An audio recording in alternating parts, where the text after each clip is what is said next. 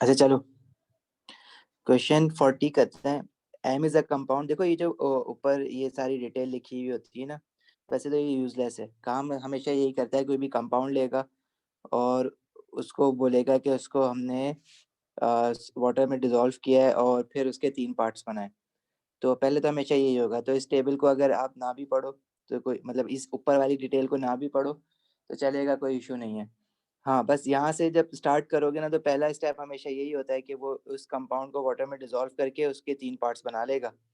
और फिर जब वाटर में डिसॉल्व करेगा तो डिसॉल्व करते ही इसको एक ऑब्जर्वेशन मिलेगी, या तो कलर्ड सोल्यूशन मिलेगा या हमारे पास कलरलेस सोल्यूशन मिलेगा। अगर वो कलर्ड सोल्यूशन मिलता है तो उसको वो कहता है transition metal ion must be present, और अगर कलरलेस सोल्यूशन मिलता है तो कहता है colourless solution must be present. तो अभी वो कंक्लूजन में आपको बता रहा है, ऑब्जर्वेशन नहीं बता रहा, कंक्लूजन में बता रहा है M is probably not a transition metal. Not a transition metal क्या देख के वो कह रहा होगा? कलरलेस सॉल्यूशन देख के कह रहा होगा। अगर कलर्ड होता तो वो कहता है कि probably a transition metal is present. तो what would you write? Colourless solution. फिर कह रहा है to the first part aqueous sodium hydroxide is added until a change is seen. White precipitate, the precipitate dissolves.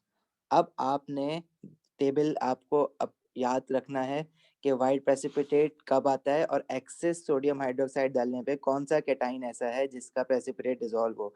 देखो, aqueous sodium hydroxide और aqueous ammonia, तो ये दोनों जब हम यूज करते हैं तो टेस्ट फॉर कैटाइन कर रहे होते हैं। तो from the table you will see white precipitate and the precipitate dissolves. कौन सा ऐसा कैटाइन है जिसमें ये ऑब्जर्वेशन आती है? तो white precipitate soluble in axis. Soluble in axis का मतलब प्रेसिपिटेट डिसॉल्व्स। यही ऑब्जर्वेशन जिंक में भी आती है। White precipitate soluble in axis giving a colourless solution. Colourless solution का मतलब प्रेसिपिटेट डिसॉल्व हो गया, प्रेसिपिटेट बीइंग डिसॉल्व। तो हमारे पास हम दो कैटाइन इसमें चूज कर सकते हैं, Al3 पॉजिटिव और Zn2 पॉजिटिव। हम तो टेस्ट कर रहे हैं ना, कि पता लगाना चाह रहे हैं कौन सा है। तो अब आपके पास जो ऑब्जर्वेशन आ रही है व्हाइट प्रेसिपिटेट और प्रेसिपिटेट डिसॉल्व्स इन एक्सिस, तो वो तो इन दोनों की ऑब्जर्वेशन है। तो कंक्लूजन में आप फिर ये दोनों ही लिखोगे कि क्या पता इन दोनों में से अभी कौन सा है, या आप फाइनली डिसाइड नहीं कर सकते। फिलहाल आप जो है वो दोनों लिख दोगे। और दोनों क्या लिखोगे कि जब व्हाइट प्रेसिपिटेट आया तो आप बोलोगे Al3 पॉजिटिव और Zn2 positive may be present. ठीक है, इन दोनों में से कोई एक प्रेजेंट होगा, क्या पता दोनों प्रेजेंट हो। Precipitate dissolve sodium access sodium hydroxide के साथ दोनों की ऑब्जर्वेशन ये है। ठीक है, तो आपने दोबारा नीचे यही चीज लिख देनी है। नहीं भी लिखोगे तो एक ही बात है, ऊपर तो आप लिख चुके हो। ठीक है, तो प्रेसिपिटेट डिसॉल्व आगे चाहो दोबारा Al3 पॉजिटिव और Zn2 पॉजिटिव में बी प्रेजेंट, क्योंकि एक्सिस में भी दोनों की ऑब्जर्वेशन सेम है। तो right now you can not से फॉर श्योर कि भाई इन दोनों में से कौन सा है, तो आप दोनों लिख दोगे। जब उसने एक्वस अमोनिया डाला है तो फिर व्हाइट प्रेसिपिटेट आया है, और एक्सिस एक्वस अमोनिया में प्रेसिपिटेट डिसॉल्व हुआ है। अब दोबारा टेबल रिकॉल करना और देखना कि एक्वस अमोनिया डालने पे क्या ऑब्जर्वेशन होती है एल्यूमिनियम और जिंक की। तो ये white precipitate insoluble in axis aluminium होता है। वो कह रहा है कि डिसॉल्व हो गया एक्सिस में। तो अब यहाँ पे आपको कंफर्म हो गया एक्वस अमोनिया डालने के बाद कि it is not aluminium. Zinc में देखो तो white precipitate soluble in axis giving a colourless solution. तो जिंक की ये जो हमारे पास टेबल में जो उसने हमें ऑब्जर्वेशन दी हुई है क्वेश्चन में, जिंक की ऑब्जर्वेशन एक्वस अमोनिया में यही होती है। तो अब यहाँ से मुझे कंफर्म हो गया है कि मेरे पास Zn2 पॉजिटिव आयन प्रेजेंट है। तो यहाँ पे पहले तो मैं, जब व्हाइट प्रेसिपिटेट आया है एक्वस अमोनिया डालने पे, तो मुझे अभी भी कंफर्म नहीं हुआ कि इन दोनों में से कौन सा है। लेकिन जब उसने कहा ना कि प्रेसिपिटेट डिसॉल्व हो गया, तब मुझे कंफर्म हो गया कि Zn2 positive ion is present. सही है। अच्छा, फिर एनाइन के टेस्ट के लिए वो आपको डायरेक्ट कंक्लूजन बता रहे हैं कि आयोडाइड नेगेटिव या आई नेगेटिव प्रेजेंट है। तो आपने कुछ नहीं करना, आपने रटा हुआ होगा आयोडाइड आयन का टेस्ट। आपने जाके उसका टेस्ट जो आपने रटा हुआ है, acidify with dilute nitric acid then add aqua silver nitrate, और ऑब्जर्वेशन में येलो प्रेसिपिटेट लिख देना है, बस सिंपल, और कुछ नहीं करना। ठीक है, तो यहाँ पे आपने इसका पहले टेस्ट लिखना है और फिर इसकी ऑब्जर्वेशन लिख देनी है। ऑब्जर्वेशन इसकी क्या है, येलो आयोडाइड की ऑब्जर्वेशन होती है, येलो पीपीटी। और टेस्ट क्या है कि add nitric acid HNO3 then add silver nitrate. आपने जो पूरी लाइन रटी हुई है वो पूरी लाइन लिख दो बेशक, या इनके फॉर्मूला लिख दो। बस चीज आपने लिखने के पहले क्या डाला है फिर बाद में क्या डाला है और ऑब्जर्वेशन क्या आ रही है। तो कैटाइन आपने क्या कंफर्म किया, कैटाइन जो है Zn2 पॉजिटिव आयन प्रेजेंट है और एनाइन जो है वो आयोडाइड आयन प्रेजेंट है। तो इसका फॉर्मूला क्या बनेगा, आपके पास कैटाइन Zn2 पॉजिटिव है और एनाइन जो है वो I -1 है, तो इसका फॉर्मूला बनेगा ZnI2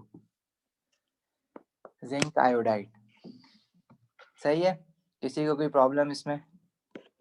अब तो ये सिंपल हो गया होगा, प्रोवाइडेड डेट के टेबल अगर तुम लोगों को याद हो गया है, और टेबल हो जाएगा आहिस्ता आहिस्ता याद, ये सारे क्वेश्चंस करोगे ना तो टेबल तुम लोगों का याद हो जाएगा। बाकी क्वेश्चन जो गैसेस के होते हैं, आइडेंटिफिकेशन ऑफ गैसेस, तो सारे गैसेस के टेस्ट याद कर लो। जैसे फॉर एग्जांपल ये क्वेश्चन दिया हुआ है, उसने give a test for carbon dioxide, तो pass the gas to lime water it will turn milky. तो इसी तरह के सारे क्वेश्चंस हैं, बट सारा मसला इसमें, सारा गेम जो है ना टेबल का है। टेबल याद है तो ठीक है, नहीं याद है तो आप फिर नहीं कर पाओगे। तो मेक श्योर कि टेबल जल्द से जल्द याद करो। और फिलहाल ये जितने भी 50 क्वेश्चन अराउंड मैंने दिए हुए हैं, 50 क्वेश्चन अगर आप टेबल सामने रख के कर लेते हो तो टेबल ऑटो पे याद हो जाएगा तुम्हें। सही है, अगर अभी भी आइडेंटिफिकेशन ऑफ आइंस में कुछ क्वेश्चंस कर रहे हैं, कोई प्रॉब्लम आई है, कुछ पूछना चाहते हो तो सर ये पूछ लो, वाली नहीं तो अब देखो। क्या कह रहे हो सोहेल? सर ये वाली वर्कशीट जो आप कह रहे हैं हम कर लें सवाल, जी तो ये आपने डाल दी है क्या वो क्लासरूम में? हाँ, ये गूगल क्लासरूम पे है, वही एसिड एंड अभी बेसिस फिलहाल वाले तो में? गूगल क्लासरूम से कर लो, एसिड एंड बेसिस वाले में। ठीक है, मैं एक बार और देख लेता हूँ, लास्ट टाइम भी दिखाए थे। एसिड एंड बेसिस में वर्कशीट्स में जाना, और वर्कशीट्स में हाँ identification of ions and gases है ना, वर्कशीट ATP, तो ये ATP के क्वेश्चन थे सारे। बाकी जो अच्छा सर बुक, एक और एग्जाम, सॉरी सर एक और है अभी, एक ऐसा क्वेश्चन एक और करा दें, थोड़ा सा समझ एक नहीं और आया। करना है? समझ नहीं आया, ओ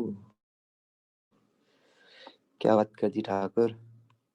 नहीं नहीं आ गया सर, वो मतलब थोड़ा सा कंफ्यूज चलो हो रहा था ना। नहीं आसान है वो, आ गया चलो बस चलो, टेबल, बस सर इस टेबल से ही आएगा ना, और इसके अलावा तो कुछ नहीं है ना? नहीं नहीं नहीं, इसके अलावा कुछ नहीं है, बस ये टेबल याद होना चाहिए, ये मिलेगा नहीं, ये टेबल टेबल ये रट लिया याद तो रखना। पूरे पूरे मार्क्स है ना? बिल्कुल पूरे मार्क्स हैं इसके। अच्छा क्वेश्चन 41 देखो, अगर क्वेश्चन 41 सिंपल सा, which of the following statement regarding the chlorine is not correct.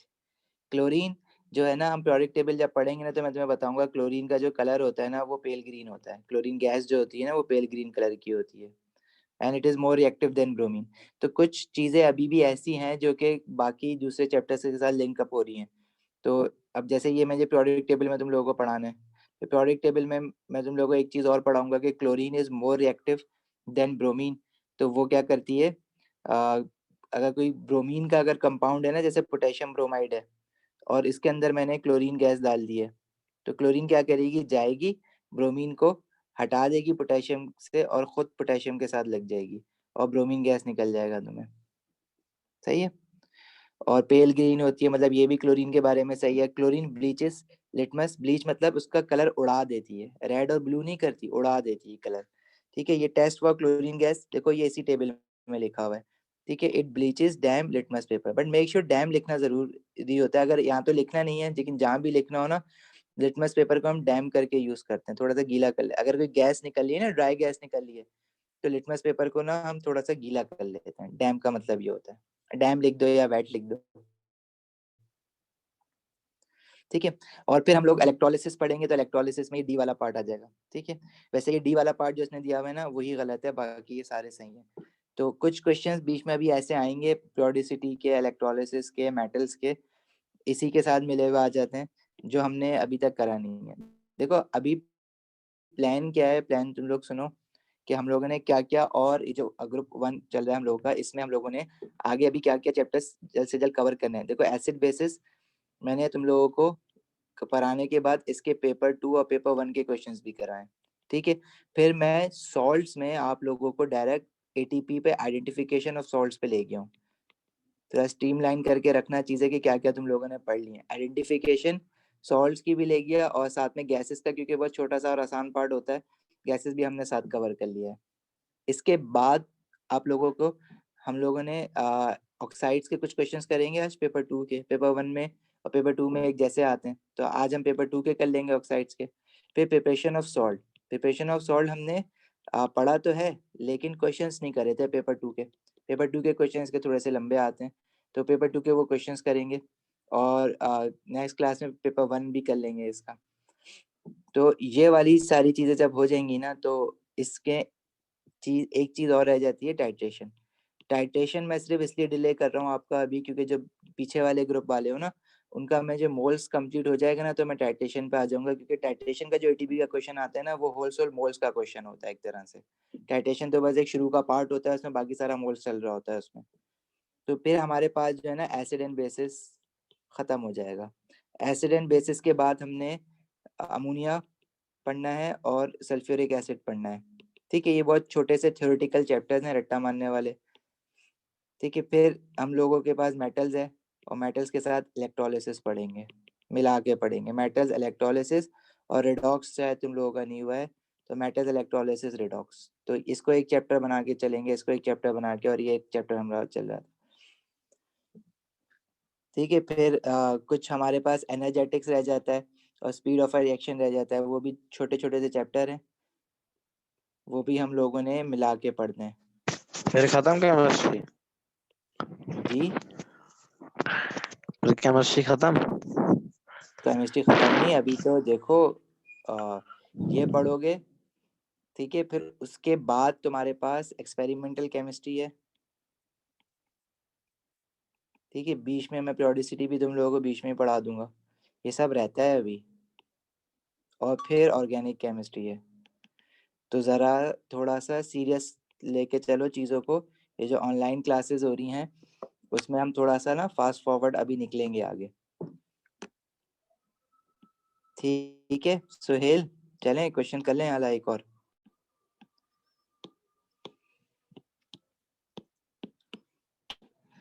देखो एक ये क्वेश्चन करते हैं, question 44।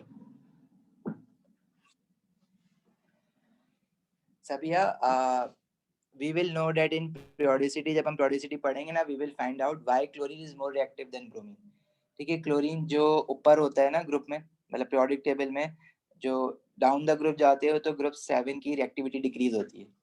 that I will explain it to you in periodicity. It's a very simple concept, don't worry about it. अच्छा जी, अब देखो ऊपर ये जो बकवास लिखी हुई है ना 44 में, एम हर बार यही लिखता है, मैं पढ़ ही नहीं रहा, ठीक है। तो लोग पेपर में बैठ के पढ़ लेना, यहाँ पे जो है एक दो बार पढ़ लो, फिर आगे अपने क्वेश्चन, ये 50 क्वेश्चन है, तो जल्दी जल्दी करने के लिए ये कर लो। अच्छा, क्या कह रहा है, ऑब्जर्वेशन में coloured solution is form, coloured solution बना है, तो तुम लोगों ने transition metal ion is present, आंखें बंद करके जाके ट्रांजिशन मेटल आयन लिख दो, transition metal ion is present, तो 1 मार्क तो यहाँ पे हो गया, ठीक है। क्वेश्चन भी नहीं पढ़ा तुमने, तुमने बस यहाँ पे देखा कलर्ड है, ट्रांजिशन मेटल आयन लिख दिया, बात खत्म हो गई। दूसरे में बस ये रिकॉग्नाइज कर लेना कि उसने यहाँ पे एक्वस सोडियम हाइड्रोक्साइड ही लिखा है ना, और एक्सिस एक्वस सोडियम हाइड्रोक्साइड, मतलब कभी कभार अमोनिया का भी पहले डाल देता है, वो बी में और सी में एक्वस सोडियम हाइड्रोक्साइड ले जाता है। तो बस ये चीज जरा देख लेना कि सोडियम हाइड्रोक्साइड लिखा है या अमोनिया लिखा है, ठीक है। अगर सोडियम हाइड्रोक्साइड लिखा है, अमोनिया का लिख के आ गया, या अमोनिया लिख दिया सोडियम हाइड्रोक्साइड का लिख के आ गया, तो गलत हो जाएगा, क्योंकि वो मेजॉरिटी क्वेश्चन में सोडियम हाइड्रोक्साइड पहले लिखता है, अमोनिया लिखता है जरूरत पड़ती है तो, नहीं कभी नहीं भी लिखता। तो हमारी आदत ऐसी हुई भी होती है कि हमें लगता है कि सोडियम हाइड्रोक्साइड ही लिखा है, असल में उसने कभी कभार अमोनिया भी लिखा हुआ होता है। तो बस यहाँ पे एक चीज रिकॉग्नाइज कर लेना, पूरी बेशक लाइन तुम्हें पढ़ने की जरूरत नहीं है, क्योंकि वही देनी है उसने। अच्छा, कंक्लूजन दे रहा है Fe2 पॉजिटिव आइंस है, जब एक्सेस डाला है तब भी Fe2 पॉजिटिव आइन है, जब फ्यू ड्रॉप डाला था जब भी Fe2 पॉजिटिव आइन है। ठीक है। तो Fe2 पॉजिटिव आयन की आपने कुछ नहीं करना, जाके जो ऑब्जर्वेशन आती है ना सोडियम हाइड्रोक्साइड डालने पे, वो उठा के लिख देनी है यहाँ पे। और Fe2 पॉजिटिव आयन की अब तुम्हें याद हो गई होगी कुछ ना कुछ, तो कि ग्रीन पीपीटी बनाता है, सोडियम हाइड्रोक्साइड डाला है ना, तो ग्रीन पीपीटी बनाता है which is insoluble in excess. ठीक है, तो यहाँ पे दोनों आपने जगह क्या इंसॉल्व लिखना है? हाँ, पहले आपने लिखना है ग्रीन पीपीटी आया,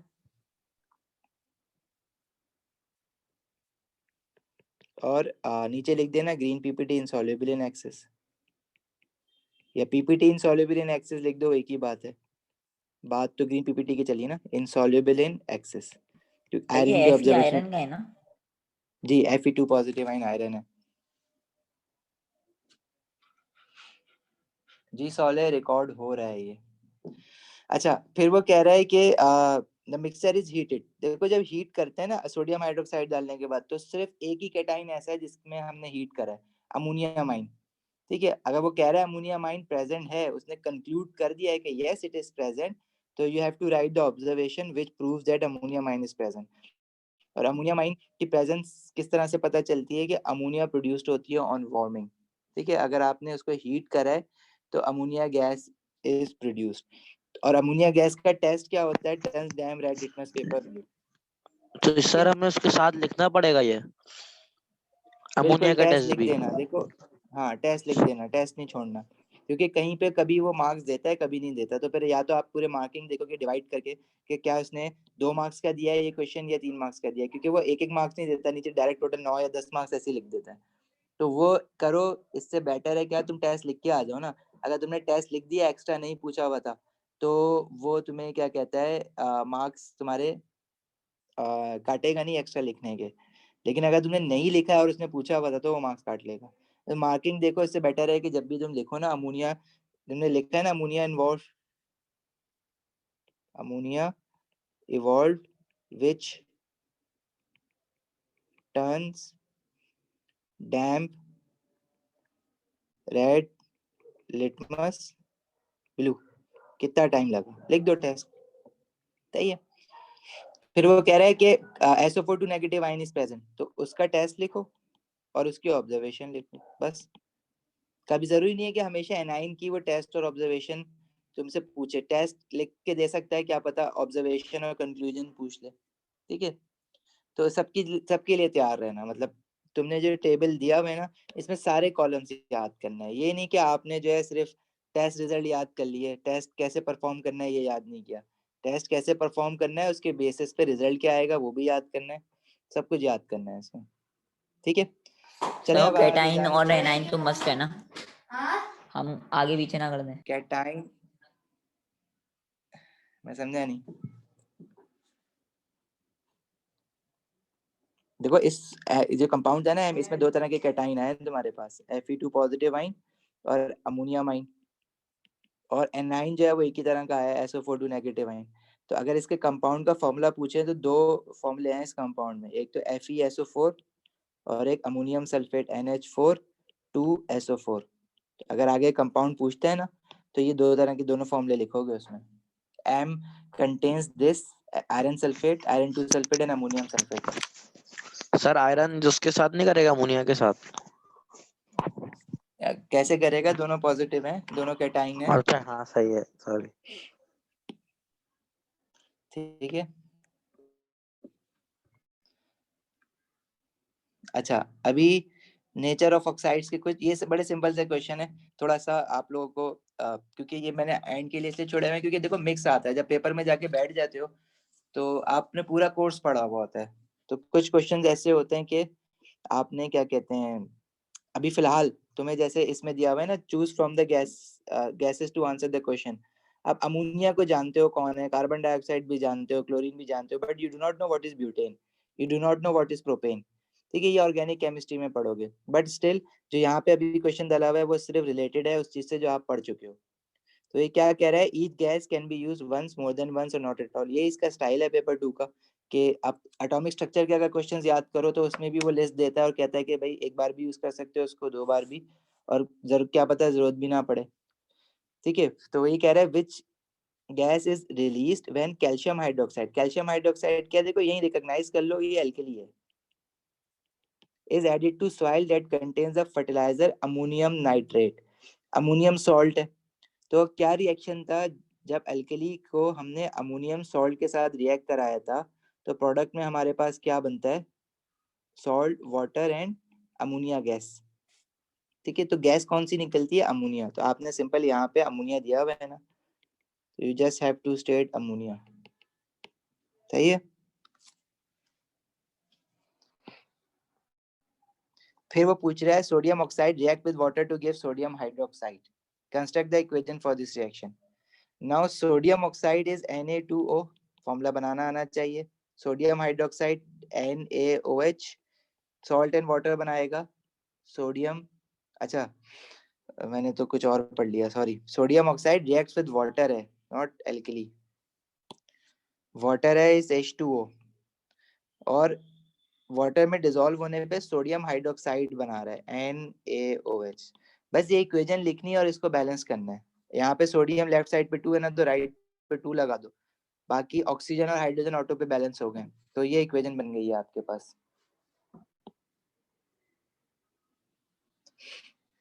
अब क्वेश्चन 3 देखो, क्वेश्चन 3 में तुमसे कह रहा है choose from the following chlorides. अच्छा ये ना ये हमारे पास पेपर की पेपर 2 की बुक 2 है, उसके क्वेश्चंस हैं, पेज नंबर आई थिंक 3, इस मस्ट बी 344। ये वाला क्वेश्चन कर रहे थे। क्वेश्चन 3 में कह रहा है चूज, बैलेंस करना बिल्कुल जरूरी है, जब भी अगर आप इक्वेशन बनाते हो तो आपने बैलेंस केमिकल इक्वेशन बनानी है, वरना इक्वेशन के भी मार्क्स नहीं देगा वो। Choose from the following chlorides to answer the questions. These are chlorides, chlorides क्या होंगे, जो क्लोराइड का कंपाउंड होगा। अमोनियम क्लोराइड को अगर देखो तो अमोनियम का कैटाइन आपने अभी पढ़ लिया NH4+1, बहुत बार पढ़ा हुआ है, Cl नेगेटिव, तो ये फॉर्मूला क्या बनेगा, अमोनियम क्लोराइड। ठीक है। अच्छा दूसरा फिर कह रहा है हाइड्रोजन कैल्शियम क्लोराइड। क्लोराइड। ठीक है, कैल्शियम क्लोराइड जो है तुम्हारे पास सी, कैल्शियम होता है Ca2 पॉजिटिव, तो कैल्शियम क्लोराइड CaCl2 होगा। कार्बन टेट्रा क्लोराइड हम ऑर्गेनिक केमिस्ट्री में पढ़ेंगे, ये एक ऑर्गेनिक कंपाउंड है, और दूसरी बात ये कि ये कोवलेंट मॉलिक्यूल होगा। कोवलेंट मॉलिक्यूल क्यों होगा, क्योंकि कार्बन ग्रुप 4 का है और क्लोराइड ग्रुप 7 का। टेट्रा मतलब 4 क्लोरीन लगे हुए हैं उसके साथ, तो ग्रुप 4 और ग्रुप 7 तुम लोगों को पता है कि कोवलेंट मॉलिक्यूल बनाते हैं। कोवलेंट बॉन्डिंग किन किन ग्रुप्स में होती है, group 4, group 5, group 6, group 7 and hydrogen. ठीक है। अच्छा अब एसिड अगर वो कह रहे हैं ना कि इनमें से कोई डिसॉल्व होकर स्ट्रॉन्ग एसिड बना रहा है, तो एसिड बना रहा है तो सबसे पहली बात उस क्लोराइड का जो भी कंपाउंड है उसके साथ H होगा तो ही H पॉजिटिव आयन मिलेगा और एसिड बनेगा ना। सही है। तो बिल्कुल सिंपल सी बात है कि स्ट्रॉन्ग एसिड कौन बनाएगा, वही वाली क्लोराइड बनाएगी जिसके साथ हाइड्रोजन होगा, और इन सब में से हाइड्रोजन सिर्फ हाइड्रोजन क्लोराइड में HCl जिसको कहते हैं, यही है ना, HCl को पानी में डाला तो H पॉजिटिव आयन और Cl नेगेटिव आयन मिलता है। So what will you right in this, hydrogen chloride. तुम्हें तो बस एक वर्ड लिखना है, इक्वेशन नहीं बनानी है, you just have to state hydrogen chloride. फिर कह रहा है contains a cation with a charge +1। तो इन सारी क्लोराइड्स में हाइड्रोजन क्लोराइड, अच्छा इसमें हाइड्रोजन क्लोराइड का अक्सर यहाँ पे लोग हाइड्रोजन क्लोराइड लिख के आ जाते हैं, दूसरे में बोलते हैं हाइड्रोजन जो है वो +1 बनाता है। भाई वो कैटाइन नहीं है, मैंने बताया था ना कि acid are the only simple covalent molecule which only dissolve in water to give H positive ion. तो before dissolving in water HCl does not have any cation और एनाइन। ठीक है, दे आर शेयर हुई है, covalent molecule बना हुआ है उसका। कैटाइन और एनाइन तो आयनिक बॉन्डिंग में होते हैं, तो हाइड्रोजन क्लोराइड तो कोवेलेंट मॉलिक्यूल है, तो यहाँ पे H पॉजिटिव देख के हाइड्रोजन क्लोराइड लिख के नहीं आ जाना। बाकी अगर देखो ना, मैग्नीशियम है, मैग्नीशियम ग्रुप 2 का है तो Mg+2 बनाएगा। जिंक जो है, जिंक का आपने चार्ज याद रखना है, जिंक इज 2 पॉजिटिव। ठीक है, इसकी वैलेंसी ट्रांजिशन एलिमेंट में भी याद कराऊंगा, बट जिंक आपको ग्रुप 1, 2 या 3 में नहीं मिलता, जिंक बीच में होता है 2 और 3 के, जिसको हम ट्रांजिशन ब्लॉक कहते हैं। But for now you have to remember zinc only makes 2 positive ion. Copper 2 लिखा हुआ है इसने, तो मतलब कॉपर 2 पॉजिटिव वाली फॉर्म में। कार्बन अगेन कोवेलेंट मॉलिक्यूल है, कार्बन टेट्राक्लोराइड, इट मींस कि वो कैटाइन एनाइन नहीं बनाएगा। Calcium chloride, calcium again is group 2, तो Ca2 positive. Ammonium chloride, ammonium की शुरू में बात हुई ना कि NH4+1 बनाता है, तो ये कैटाइन जो है वो +1 बना रहा है, तो this must be ammonium chloride.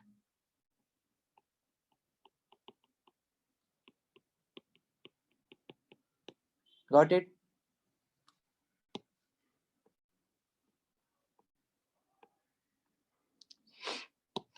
Question 4 says कि अच्छा, क्वेश्चन 4 में भी कुछ चीजें अभी हैं ऐसी जो कि पढ़नी है सल्फ्यूरिक एसिड में। जैसे सल्फर डाइऑक्साइड होता है ना SO2 and sulphur trioxide SO3। तो सल्फर डाइऑक्साइड को पानी में डिसॉल्व करो ना तो हमारे पास एसिड जो है वो वाला नहीं मिलता, लेकिन सल्फर ट्राइऑक्साइड को अगर पानी में डिसॉल्व करो ना तो H2SO4 मिलता है। तो ये कॉन्टेक्ट प्रोसेस में हम लोग पढ़ लेंगे तो तुम्हें क्लियर कट पता होगा कि वो कह रहा है reacts with acid to form a strong acid, reacts with water to form a strong acid. तो इनमें से जो नॉन मेटालिक ऑक्साइड होगी वो पानी में डिसॉल्व होके क्या बनाएगी? Strong acid. अब स्ट्रॉन्ग बनाएगी या वीक बनाएगी, इसमें से पहले तो तुम नॉन मेटल ऑक्साइड ढूंढ लो। मैं पार्ट बी पहले करा रहा हूँ, पार्ट ए मैंने नहीं कराया। तो पार्ट बी में sulphur trioxide, sulphur dioxide non metallic oxide है, और silicon dioxide is also known zinc metallic oxide. Oxide. Zinc oxide amphoteric है ना, एम्फोटेरिक है, वो पहले पार्ट में आएगा। वो कह रहा है कि हाँ रिएक्ट्स तो विद बोथ एसिड एंड अच्छा, अल्कलीन। बी करवा रहे हैं आप? मैं बी करवा रहा हूँ, मैंने कहा ए तो कर ही लोगे। जिंक ऑक्साइड और एल्यूमिनियम सी। ऑक्साइड मैंने पढ़ा है, एल्यूमिनियम ऑक्साइड है नहीं यहाँ पे। अच्छा, जिंक ऑक्साइड होता है, एल्यूमिनियम ऑक्साइड, और जो है हमारे पास एम्फोटेरिक ऑक्साइड में लेड ऑक्साइड भी आता है, और भी आते हैं, बट हमें एज पर सिलेबस जिंक ऑक्साइड और एल्यूमिनियम ऑक्साइड याद रखना है। लेकिन अगर बाकी वो कोई दे दे, खुद से बता दे, तो फिर उसको उसके हिसाब से आगे यूज करेंगे। अच्छा, नॉन मेटालिक ऑक्साइड ढूंढ लो, अगर जो जिसने एसिड बनाना है, तो उसमें से नॉन मेटालिक ऑक्साइड में से तो आ जाती है carbon dioxide, silicon dioxide, sulphur dioxide, sulphur trioxide. Carbon dioxide बनाती है carbonic acid which is not a very strong acid, ठीक है, मॉडरेट एसिड होता है। सिलिकॉन डाइऑक्साइड जो है वो सैंड होता तो नॉन मेटल ऑक्साइड है, लेकिन पानी में डिसॉल्व ही नहीं होता, तो एसिड क्या बनाना है इसमें। बाकी सल्फर डाइऑक्साइड, सल्फर ट्राइऑक्साइड में से आप इन दोनों के एसिड बनाने वाले रिएक्शन सल्फ्यूरिक एसिड के चैप्टर में पढ़ोगे, उसमें यू विल फाइंड आउट के sulphur trioxide SO3 is the oxide when dissolved in water it produces sulfuric acid which is a very strong acid। ठीक है, तो घबराना नहीं है अभी क्वेश्चन देख के कि यार ये सल्फर डाइऑक्साइड ट्राइऑक्साइड के बारे में तो पढ़ा ही नहीं, पढ़ोगे आगे, टेंशन नहीं लो। हाँ, लेकिन बाकी चीजों के बारे में जैसे कॉपर 2, बाकी मेटल ऑक्साइड्स हैं उसको रिजेक्ट करना, एम्फोटेरिक ऑक्साइड जैसा अभी याद करवा दिया तुम्हें, तो ये यहीं पे आएगा, आगे नहीं आएगा कहीं, तो ये यहीं पे याद रखना है कि एम्फोटेरिक ऑक्साइड कौन कौन सी होती हैं। ठीक है, अच्छा, फिर हम लोगों ने मेटल्स में एक चीज और पढ़नी है, थर्मल डिकम्पोजिशन, वहां पे देखेंगे। अच्छा देखो, एक फ्लो चार्ट दिया हुआ है, इस फ्लो चार्ट में अगर इसको गौर से देखो, इसमें से भी आधी चीजें हमें सल्फ्यूरिक एसिड में पढ़नी है, लेकिन आधी चीजें हमने अभी पढ़ी हुई है। जैसे वो ये कह रहा है कि आयरन सल्फेट है, अभी क्वेश्चन क्या है मैं क्वेश्चन बाद में डिस्कस करूंगा, अभी मैं ना ये फ्लो चार्ट डिस्कस कर रहा हूँ।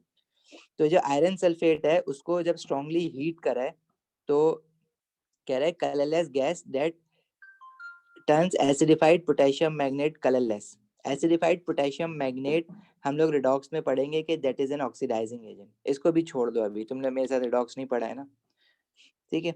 लेकिन जो पार्ट सी है ना, पार्ट सी वो कह रहा है कि colourless gas which has 40% by mass of sulphur and 60% bye mass of oxygen.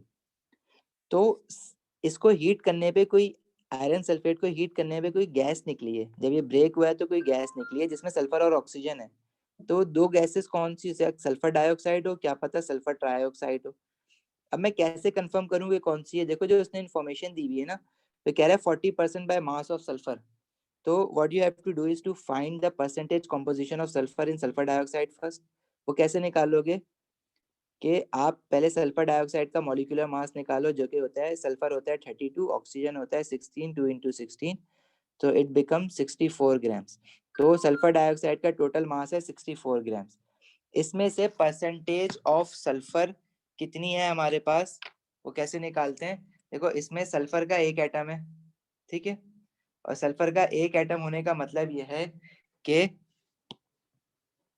Sulphur is 32 और टोटल सल्फर डाइऑक्साइड का मास कितना है 64 मल्टीप्लाई बाय 100, तो percentage of sulphur by mass आ जाएगा इसमें, इस पूरे मॉलिक्यूल में।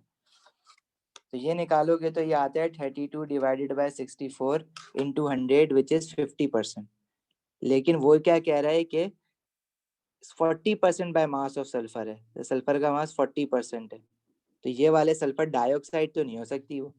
अब आपके पास ऑप्शन बचा सल्फर ट्राइऑक्साइड। सल्फर ट्राइऑक्साइड को चेक करने के लिए पहले सल्फर ट्राइऑक्साइड का मॉलिक्यूलर मास निकालो। Again sulphur is 32, oxygen is 3 into 16, तो ये हमारे पास आ रहा है 32 प्लस 3 इंटू 16 इज 80। अब सल्फर का मास, सल्फर का एक ही एटम है, तो 32 divided by total mass is 80 multiply by 100, तो ये परसेंटेज हमारे पास कितनी आएगी 32 divide by 80 into 100 which is 40%। तो मतलब वो अब ये 40% आ रही है, तो बाकी का दूसरा एलिमेंट ऑक्सीजन है, तो ऑक्सीजन जाएगा 100 माइनस 40, 60% हो जाएगी। तो इसने 40% बाय मास ऑफ सल्फर और 60% बाय मास ऑफ ऑक्सीजन दिया हुआ है ना, मतलब वो इसमें कौन सी गैस की बात कर रहा है, सल्फर ट्राइऑक्साइड की बात कर रहा है, सल्फर डाइऑक्साइड की बात नहीं कर रहा। जो बनी है वो सल्फर ट्राइऑक्साइड बनी है। समझ आती है ये बात? जी सर, सही है। ओके अच्छा जी। अच्छा अभी मैंने तुमसे रिएक्शन ए और बी तो मैंने अभी तुम्हें छुड़वा दिया, मैंने बोला अभी हमने पढ़ा नहीं है, इसलिए मैं इसकी डिटेल में नहीं जा रहा। हाँ जो डी और ई जो बन रहा है ना, वो हम लोगों ने पढ़ा हुआ है।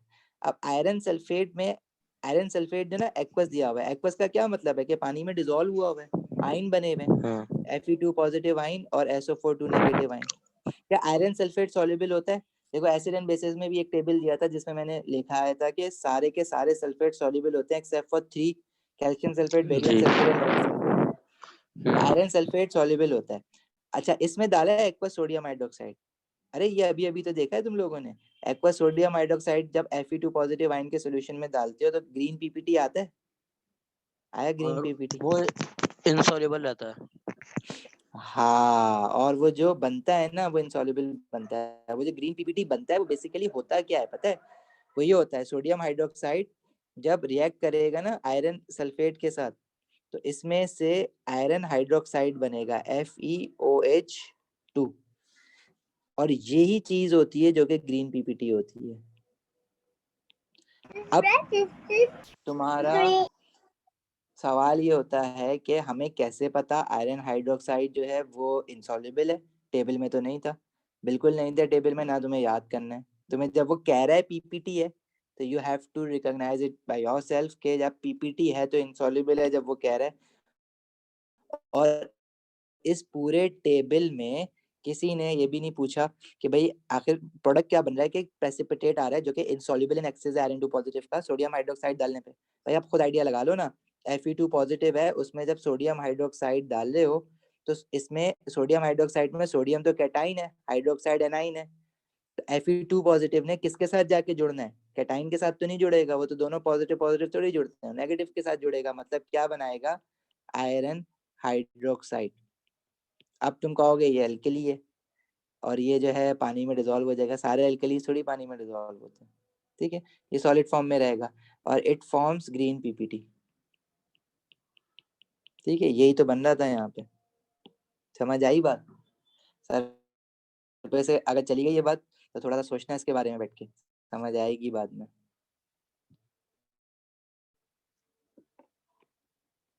सही। अच्छा इसमें ना पार्ट डी में ना वो तुमसे वैसे आगे क्वेश्चन में ना आयनिक इक्वेशन मांग रहा है इसकी ग्रीन पीपीटी बनने की। तो ये हमारे पास इक्वेशन है जिसमें आयरन जो है निकल के हाइड्रोक्साइड के साथ गया तो सोडियम निकल के सल्फेट के साथ लग जाएगा, और ये क्या बना लेगा? Iron hydroxide and sodium sulphate. अब सोडियम सल्फेट भी पानी में सॉल्युबल होता है तो इसके साथ एक्वस लगाएंगे। अब ये कह रहा है ग्रीन पीपीटी, तो इसके साथ तो मुझे मजबूरन सॉलिड लगाना पड़ेगा। आयरन सल्फेट एक्वस है, खुद ही बताया हुआ उसने ऊपर यहाँ पे, और सोडियम हाइड्रोक्साइड तुम अच्छी तरह से जानते हो एक्वस है, एक्वस सोडियम हाइड्रोक्साइड, ये लिखा हुआ भी है उसने, ठीक है। अगर तुम्हें नहीं पता ना तो तुम डॉट्स कनेक्ट करो, इस क्वेश्चन में सारी चीजें गिवन है। अब आयनिक इक्वेशन बनाना तुम्हें आनी चाहिए। जो एक्वस होता है तुम्हें पता है कि तुम उसको ब्रेक कर देते हो इनटू आयंस, राइट? तो जरा बना लो आयनिक इक्वेशन इसकी।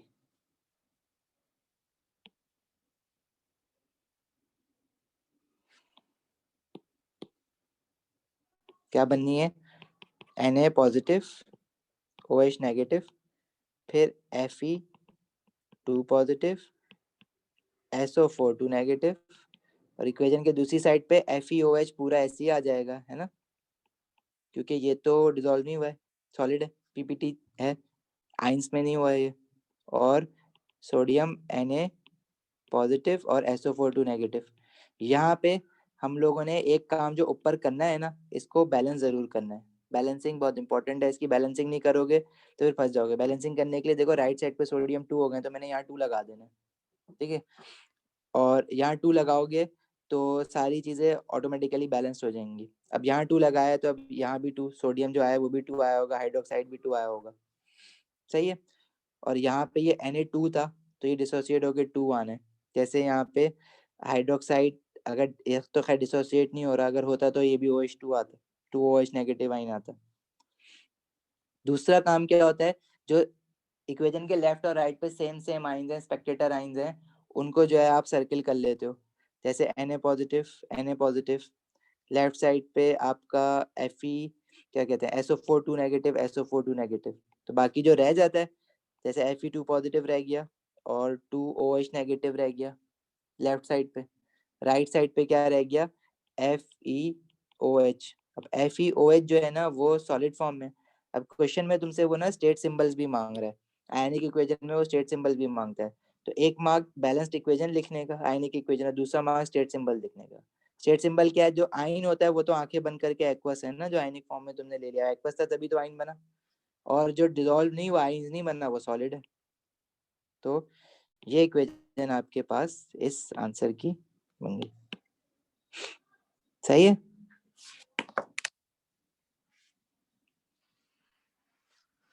कोई सवाल किसी का? उस्मान कुछ पूछ रहे हो आप? सर मैं कह रहा हूँ कि सोडियम जो है वो मोस्ट रिएक्टिव है, तो सर वो Fe को क्यों वो डिस्प्लेस करेगा, मतलब Fe से क्यों डिस्प्लेस करेगा, वो तो अपनी तुम जगह इसको नहीं यूं पे देख रहे हो तुम यूं देखो ना कि सोडियम तो आइन है, Fe भी Fe2 पॉजिटिव आइन था, तो सोडियम मोर रिएक्टिव है, तो सोडियम Fe को डिस्प्लेस कर देगा, सही है। तो मतलब Fe, मतलब इसको उल्टा देखना है, मतलब उल्टा ही काम हो रहा है। हाँ उल्टा देख लो, रिएक्शन मिक्सचर में फाइनल प्रोडक्ट तुम्हें जो मिलना है ना, वो अगर एक हटाओगे तो उसके साथ जो हटेगा वो दूसरे के साथ जाके लग जाएगा, ठीक है। अच्छा लेकिन again displacement reaction still to be discussed in metals ना। ठीक। किसी को कोई प्रॉब्लम, कोई सवाल, कोई समस्या?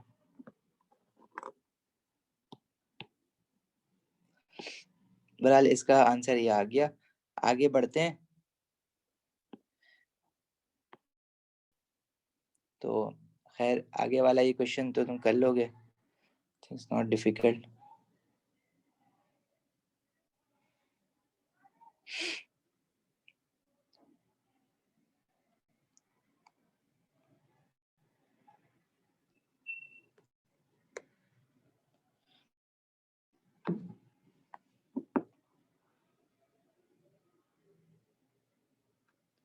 अच्छा देखो ये क्वेश्चन ऑक्साइड्स के इतने ज्यादा क्वेश्चन आते नहीं है वैसे, कभी आ गया। अच्छा इस क्वेश्चन में हमें कह रहा है when heated copper nitrate CuNO3। अब कॉपर नाइट्रेट है, इसने लिखा तो नहीं है कॉपर नाइट्रेट, लेकिन मैं फॉर्मूला देख के समझ जाऊंगा ना। CuNO3 कॉपर 2 नाइट्रेट है बेसिकली, क्योंकि यहाँ पे जो 2 आ रहा है ना वो मुझे बता रहा है कि नाइट्रेट तो NO3-1 होता है, तो कॉपर मस्ट बी इन +2, जब भी तो ये CuNO3 2 बना है। तो ऐसे प्रैक्टिस करते वक्त ऐसे चीजों को देखा करो, तुम्हारी केमिस्ट्री अच्छी होगी। Decomposes to form copper, decompose मतलब ब्रेक होना। डिकम्पोज लिख लेना अपने पास क्या होता है। डिकम्पोजिशन ये होती है when you heat something, heat and it breaks into smaller products, that's decomposition. अच्छा वो तुम्हें बता रहा है, तुम्हें ये इक्वेशन मैं कभी पढ़ाऊंगा नहीं, तुम्हें मैं कार्बोनेट्स की डिकम्पोजिशन तो पढ़ाऊंगा, लेकिन नाइट्रेट्स की डिकम्पोजिशन नहीं पढ़ाऊंगा अभी वो लेवल में। देखो डिकम्पोजिशन रिएक्शन ना थोड़ा सा देखते हैं, वैसे मेटल में भी देखते हैं।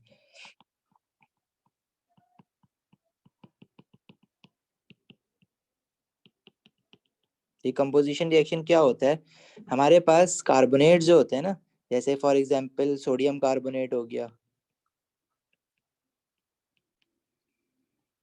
इसका फॉर्मूला होता है Na2CO3 क्योंकि कार्बोनेट एनाइन जो होता है वो CO3 नेगेटिव होता है ना। अब सोडियम कार्बोनेट को जब अगर आप इसको किसी के साथ रिएक्ट नहीं करवा रहे, इसको बस हीट कर रहे हैं, क्रूसिबल में रख के इसको हीट कर रहे हैं, तो ये ब्रेक होके हमेशा ऑक्साइड बनाएगा। मतलब किसी भी कार्बोनेट को आप हीट करोगे ना, तो वो सोडियम कार्बोनेट है तो सोडियम ऑक्साइड बना लेगा एंड कार्बन डाइऑक्साइड गैस। तो सोडियम कार्बोनेट ब्रेक होने के बाद Na2O and carbon dioxide gas बना लेगा। और ये बैलेंस्ड इक्वेशन है, अगर देख लो गौर से। अगर लेट से मेरे पास मैग्नीशियम कार्बोनेट हो MgCO3, क्योंकि Mg जो होता है वो 2 पॉजिटिव होता है and carbonate is CO3 2 negative, तो ये फॉर्मूला क्या बनेगा MgCO3। इसको हीट करो तो it will produce magnesium oxide and carbon dioxide. ठीक है।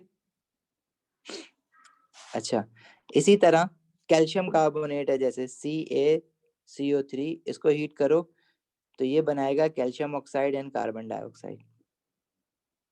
तो ये डिकम्पोजिशन ऑफ कार्बोनेट्स होती है, ये वाली इक्वेशन तो तुम पढ़ोगे। पर डिकम्पोजिशन ऑफ नाइट्रेट्स जो होते हैं ना, वो हम लोगों को इक्वेशन याद नहीं रखनी है, इसके प्रोडक्ट हमें याद रखने हैं। डिकम्पोजिशन ऑफ कार्बोनेट्स के प्रोडक्ट तुम लोगों को याद रखने हैं। कोई भी मेटल कार्बोनेट हो गया, ग्रुप 1 का भी हो सकता है, ग्रुप 2 का भी हो सकता है।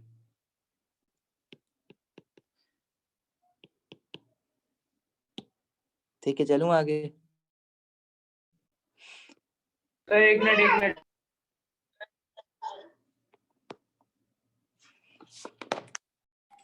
अच्छा जी,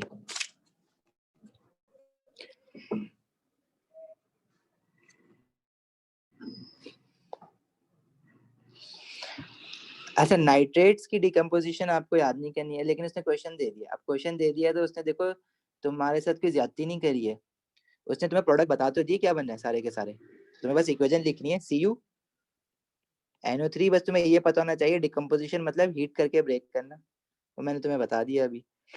क्या बना, copper oxide, nitrogen dioxide and oxygen. Product इसने लिखे हुए, मैंने ऐसी लाइन से लिख दिए। तुम्हारा काम सिर्फ इतना है कि 1 मार्क इसमें पूरा का पूरा हासिल करने के लिए इस इक्वेशन को बैलेंस कर देना। ठीक है, you just simply have to balance this chemical equation and that's it. ठीक है, देखो मैं जो बैलेंसिंग करता हूँ ना, वो ये इस तरह से मैं करता हूँ। मैं देखता हूँ कि भाई यहाँ नाइट्रेट है ना, उस पूरे के साथ 2 लग गया है, और अपना नाइट्रोजन जो है वो 2 है। राइट साइड पे नाइट्रोजन देखो ना इक्वेशन के, तो वहां पे 1 है, तो मैंने कहा इसके साथ पहले नाइट्रोजन के साथ 2 लगा देते हैं, नाइट्रोजन बैलेंस हुआ। लेकिन ऑक्सीजन अब लेफ्ट साइड पे देखो तो 2 3 6 बनते हैं टोटल।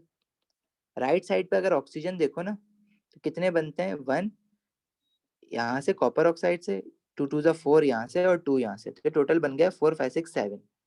मैंने कहा इसको 6 बनाना है, तो मैं क्या करूंगा, ऑक्सीजन के साथ जो है ना हाफ लगा दूंगा ताकि वो बन जाए 1। वो 1 बन जाएगा तो ये टोटल 6 हो जाएंगे राइट साइड पे भी।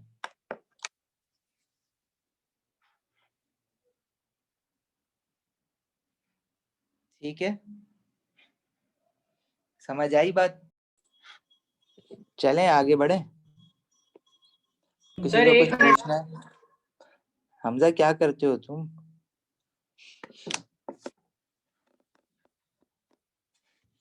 किसी को कुछ पूछना है? मीनवाइल को समझ ना आ रहा हो, इरहम इरहम तुम ऑनलाइन आ गए हो आज? इब्राहिम, मोमिन, उस्मान, मुनीब, सबिहा, सुहेल, जारा, बाकी कहाँ है तुम लोग? जो क्लास में आते थे वो क्यों नहीं ले रहे हैं ऑनलाइन क्लास? ऐसे तो मसला हो सर ये जाएगा। सबके डिनोमिनेटर में 2 क्यों आए? इस पता नहीं पूरी कोई क्वेश्चन लगा को के क्या चला। मल्टीप्लाई बाय 2 किया है? नहीं नहीं, मैंने कुछ नहीं किया, मैं तुम्हें बता रहा था कि अगर हम वाली बैलेंसिंग करें ना डिवाइड बाय 2, ये पता नहीं कोई लगा के लिख के चला गया, छोड़ दो इसको, भूल नहीं जाओ। सर, ऊपर वाली सिंपल वाली तुम्हें, जो अब हर वो नहीं, थोड़ी समझ से बाहर हो गई। ऊपर वाली समझ आ गई तुम्हें? हमजा ऊपर वाली समझ आ गई जो मैंने आ लिखी गई है? सर, ऊपर वाली समझ में आ गई, ये बस वाली बस जो आपने वही करी है, है सर। नीचे वाली पता नहीं कोई लिख के भाग गया, छोड़ो, मुझे नहीं पता कौन है, छोड़ो, ऊपर वाली देखो। अच्छा आगे बढ़ते हैं। आगे कह रहा है at high temperature tin, tin है ना एलिमेंट है, तुम्हें मिल जाएगा ग्रुप 4 में। अच्छा, reacts with steam to form tin 2 oxide. Tin 2 oxide कहने का क्या मतलब है कि इसका जो सिंबल होता है ना टिन का, वो होता है SN, ठीक है। टिन 2 ऑक्साइड बना है, मतलब टिन जो है वो आपने इसका सिंबल लिया 2 पॉजिटिव, ऑक्सीजन लिया -2, तो तब जाके ये क्या बनना है SNO, ठीक है। The reaction is reversible. Reversible reaction again आगे की बात है, लेकिन पढ़ेंगे जरूर। और रिवर्सिबल का हम लोगों ने एसिड एंड बेसिस में भी डिस्कस किया। जो वीक एसिड होते हैं वो डिसोसिएट होने के बाद फॉरवर्ड भी जाते हैं, वापस बैकवर्ड भी आ जाते हैं, ठीक है। The other product is gas which gives pop sound with a lighted spin. हमें पता है कि कौन सी गैस है जो कि पॉप साउंड देती है। हाँ भाई हमजा, कौन सी गैस है जो पॉप साउंड देती है?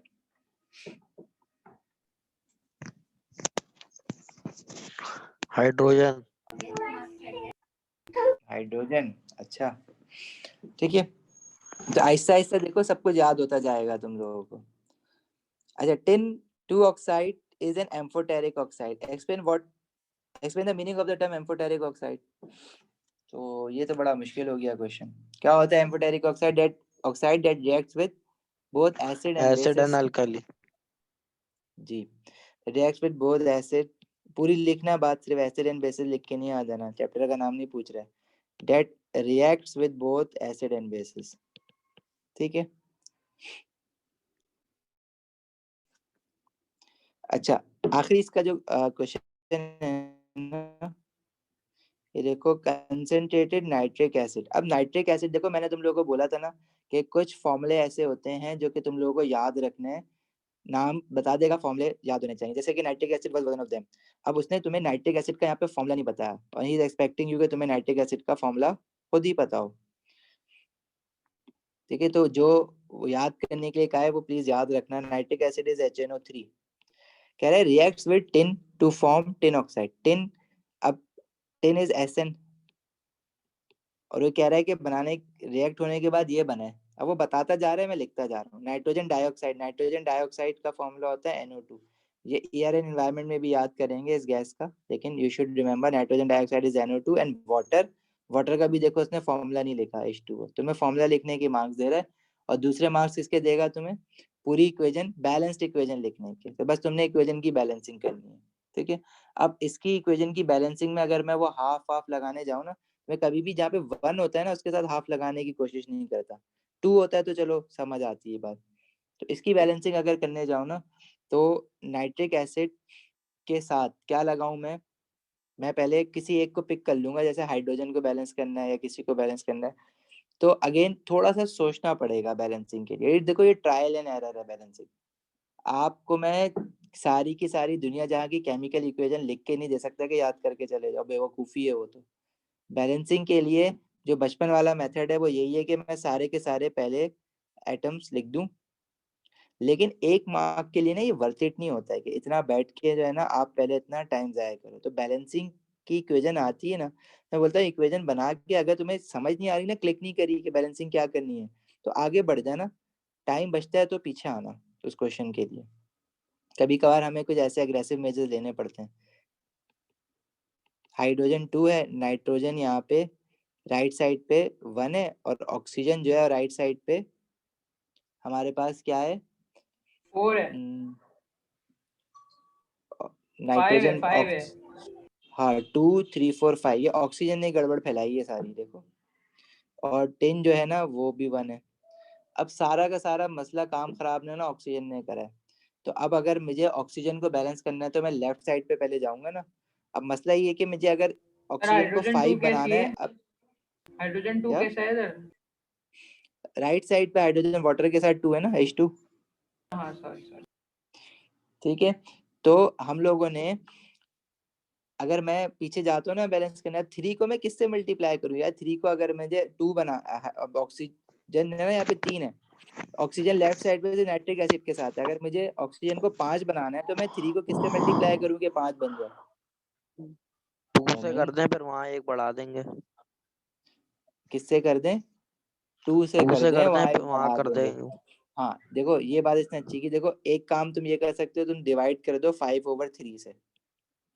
लेकिन पता है इसमें फ्रैक्शन सर लगाने में दूसरा फंसोगे मेथड कहाँ? कर दें, दूसरा मेथड कर दें, ये डिवाइड वाला समझ में नहीं आ रहा। डिवाइड वाला यहाँ पे करना भी नहीं है, करोगे ना तो हाइड्रोजन पता है क्या हो जाएगा 1/3, तो फ्रैक्शन बनाना राइट साइड पे तुम्हारे लिए सरदर्द हो जाएगा। तुमने अब मोमिन ने कहा कि 2 से कर दे, वहां 1 बढ़ा देंगे। अच्छा 2 से करोगे ना, वहां 1 बढ़ाना बड़ा मुश्किल होता है, 1 बढ़ाओगे 1 कैसे बढ़ाओगे?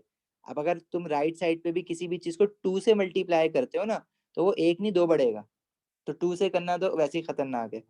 3 से करते हो तो 9 बनेगा। अब वहां पे 9 बनाना तो वो भी बड़ा मुश्किल है, क्योंकि वहां पे किसी चीज को 2 से मल्टीप्लाई करोगे तो 2 ऐड होगा, इवन नंबर ऐड हो रहा होता है।